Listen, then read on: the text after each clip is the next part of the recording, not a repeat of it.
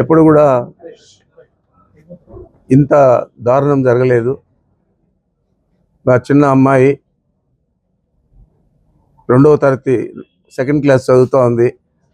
ఇంటి ముందర ఆడుకుంటా ఉంటే ఆమెను ఎత్తుకెళ్ళిపోయి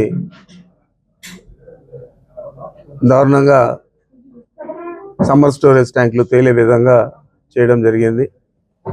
మరి వాళ్ళ తండ్రి అజమతుల్లా గారు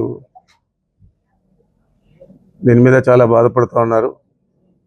వైఎస్ఆర్ కాంగ్రెస్ పార్టీ ఖచ్చితంగా ఇలాంటి సందర్భాల్లో ఆ కుటుంబానికి అండగా ఉండేదే కాకుండా ఈ రాష్ట్ర ప్రజలకు కూడా మేమున్నాము అని చెప్పి జగన్మోహన్ రెడ్డి గారు 9వ తేదీ పుంగనూరు పట్టణానికి రావడం జరుగుతూ ఉంది. మరి పోలీసులు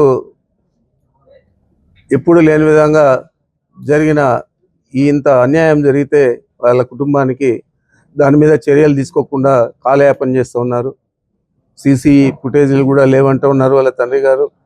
అదేవిధంగా పోస్ట్ మార్టం రిపోర్ట్లో కూడా ఏమి వచ్చిందో ఇంకా మాకు తెలియదంటూ ఉన్నాడు. మరి ఇంత దారుణం జరిగిన తర్వాత పోలీసులు నిస్సహాయంగా ఎందుకున్నారనేది ప్రశ్నార్థకం.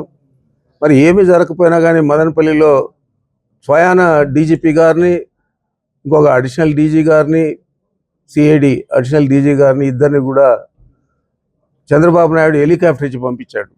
మరి ఇట్లాంటి విషయాలకు చొరవ తీసుకొని ప్రభుత్వంలో ఉన్న మంత్రులు కానీ ముఖ్యమంత్రి కానీ పనిచేయాలా లేదా అని నేను ప్రశ్నిస్తూ ఉన్నాను.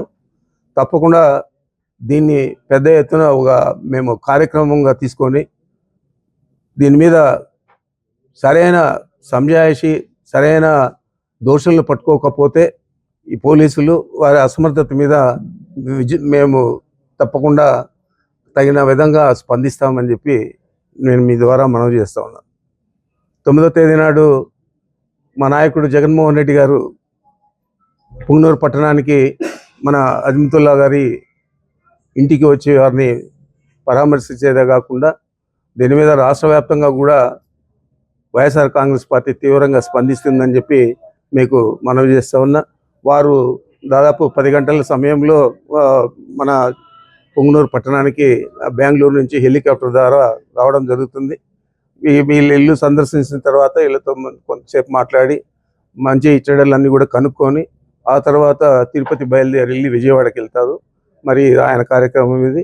అందరూ కూడా మన పార్టీ శ్రేణులందరూ కూడా దీన్ని పెద్ద ఎత్తున తీసుకొని మన నాయకుడిని మనం అందరూ కూడా ఆహ్వానించే విధంగా వీరి గృహానికి మనం చేరుకోవాలా. మనం ఎవరు కూడా లోపల వాళ్ళకు వీళ్ళ భార్య పిల్లలు ఉన్నారు, వాళ్ళందరూ కూడా ఫ్రీగా జగన్మోహన్ రెడ్డి గారితో మాట్లాడే విధంగా మనం అవకాశం కూడా కల్పించాలా. ఈ విధంగా మనం తొందరగా